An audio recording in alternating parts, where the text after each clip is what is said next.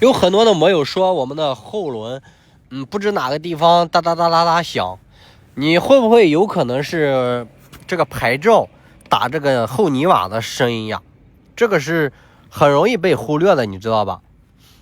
我当时新车买来的时候就是没安装这个牌照框，当时也是啪啪啪响。后来我装了这个牌照框，里面包括有一些海绵，防颠簸啪啪啪响的，防异响的。